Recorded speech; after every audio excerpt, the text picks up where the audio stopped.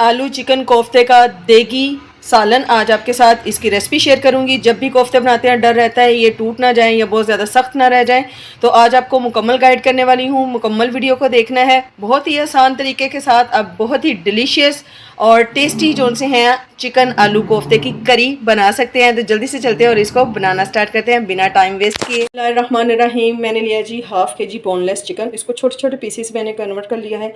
इसको डाल देंगे जी चॉपर में।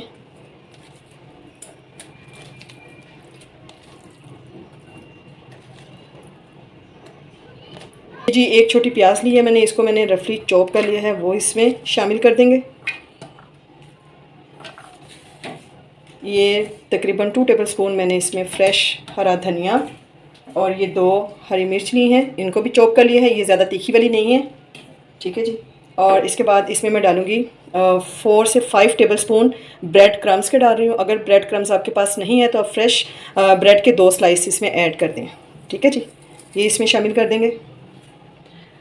और अब ये कुछ पाउडर मसाले हैं वो देख लेते हैं। 1 टीस्पून ज़ीरा है, 1 टीस्पून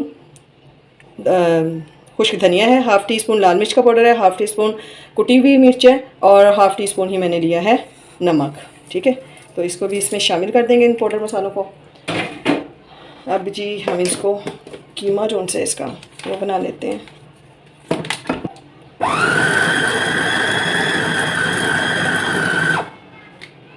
शामिल करूँगी, ठीक है, क्योंकि चिकन में फ़ैट नहीं होता ना, तो हम थोड़ा सा इसमें कुकिंग ऑयल शामिल कर देंगे, तकरीबन 1 टेबलस्पून। देखें जी माशाल्लाह से हमारा बहुत ही फ़ाइन कीमा जो सा है वो रेडी हो चुका है, ये देखें। तो चलिए जी अब इसे मैं एक प्लेट में निकाल लेती हूँ सारे मटेरियल को और हम कोफ्ते बनाना स्टार्ट करते हैं। जी सारा मटेरियल जो सा है हम लोगों ने एक प्लेट में निकाल लिया है और अब हम ऑयल से ग्रीस करेंगे हाथों को और हम छोटे छोटे से जोन से हैं वो बाउल बना लेंगे। ये देखें जी कितना खूबसूरत हम लोगों ने कोफ्ता बना लिया है, बिल्कुल स्मूथ सा हम लोगों ने बनाया है, इसमें क्रैक बिल्कुल भी नहीं है। इसी तरीके से हम बाकी के भी जोन से हैं कोफ्ते रेडी कर लेते हैं और फिर आपसे मिलती हूँ। हमने सारे जोन से हैं कोफ्ते वो रेडी कर लिए हैं। अब जी हम इनको फ्राई कर लेते हैं और फ्राई पैन में डालते हैं ऑयल और उसको गर्म करके फिर हम इनको फ्राई करते हैं।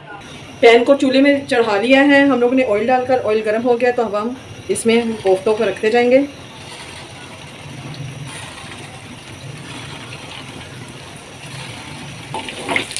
ठीक है जी। और डालने के बाद आप इस तरीके से इसको हिलाएंगे, आप इसमें चम्मच नहीं हिलाएंगे फ़ौरन। और जो लोग कहते हैं ना कोफ्ते टूट जाते हैं, कभी भी आपके कोफ्ते टूटेंगे नहीं, ठीक है। पहले एक साइड से इनको गोल्डन होने देंगे, उसके बाद इनकी साइड चेंज कर देंगे और दूसरी साइड से भी इनको गोल्डन कर देंगे।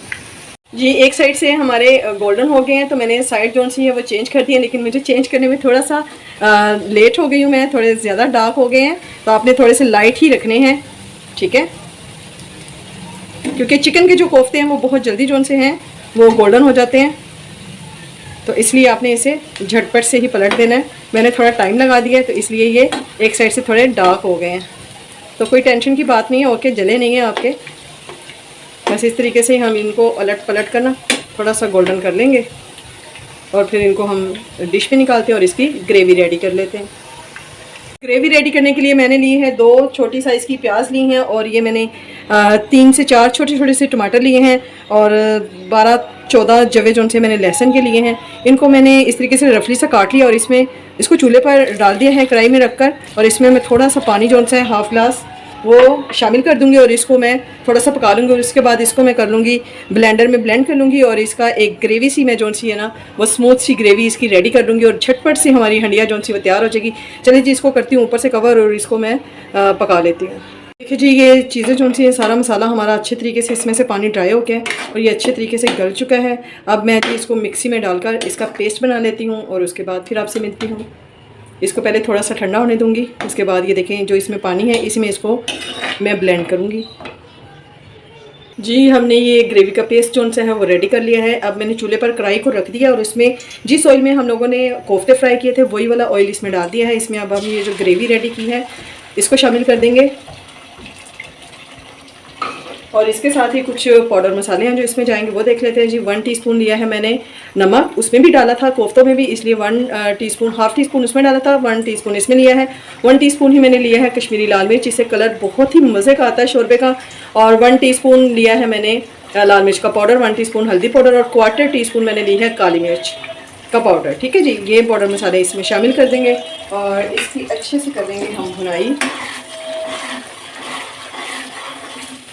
कश्मीरी लाल मिर्च तीखी बिल्कुल भी नहीं होती है, लेकिन इससे हंडिया का जो कलर है वो बहुत ही अच्छा आता है। जब भी कोई आप ग्रेवी वाली या शोरबे वाली हंडिया बनाएं तो उसमें ये मस्ट डालें, इससे बहुत ही मज़े का कलर आता है। ठीक है जी, अब मसाले को अच्छे तरीके से हम भून लेंगे। ग्रेवी वाला पानी ही मैं इसमें शामिल करूँगी।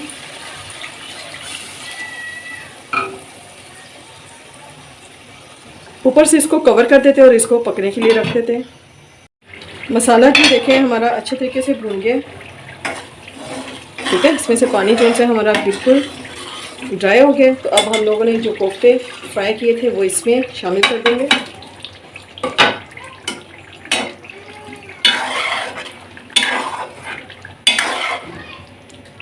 आपने जब कोफ्ते फ्राई करने हैं तो मीडियम टू लो फ्लेम रखना है। मैं फ्लेम को मीडियम करना भूल गई थी, जिस वजह से मेरे कोफ्ते जो से हैं थोड़े से ब्राउन ज़्यादा हो गए हैं, गोल्डन। ठीक है, गोल्डन करने थे, ये ब्राउन हो गए हैं, तो कोई मसले वाली बात नहीं है। बस आपने इस तरीके से थोड़ा सा इसको भूनेंगे और उसके बाद फिर इसमें हम आलू शामिल करेंगे। जी माशाल्लाह से 5 मिनट हो गए हमारे कोफ्तों को भूनते हुए। तो अब इसमें मैंने लिए हैं जी 1.5 पाव आलू।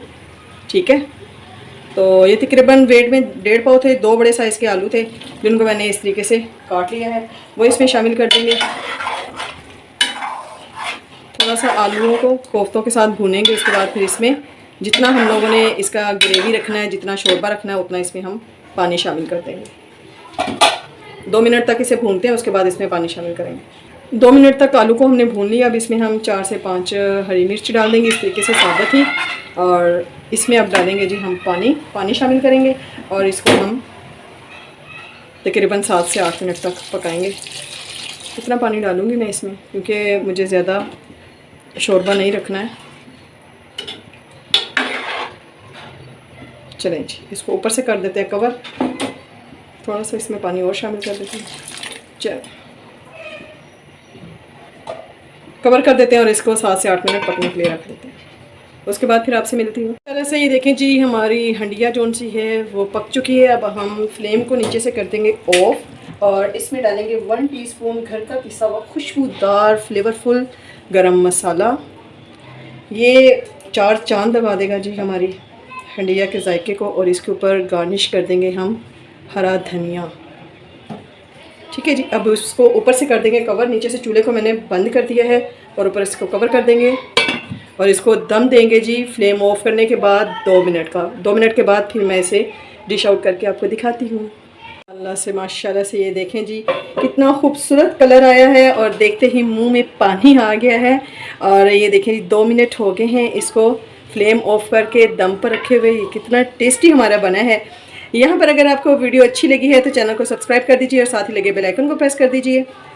ठीक है जी, ताकि मेरी झटपट से रेसिपी आप तक पहुँच सके। और अब लेते हैं जी, अब एक खूबसूरत सी प्लेट ले लेते हैं और उसमें हम इसे निकालते हैं सालन को। माशाल्लाह से इसे आप चपाती के साथ इंजॉय कीजिए। बहुत ही टेस्टी जो सा है हमारे आलू कोफ्ते का सालन, आलू कोफ्ते की करी रेडी हुई है। तो आप इसे ज़रूर ट्राई कीजिएगा और इसे रेसिपी अच्छी लगे तो दोस्तों के साथ भी शेयर कीजिएगा। इसके साथ ही मुझे इजाज़त दीजिए। दुआ में याद रखिएगा, अपना बहुत ख्याल रखिएगा। मिलती हूँ नेक्स्ट वीडियो में नई और डिलीशियस रेसिपी के साथ। तब तक के लिए अल्लाह हाफिज़।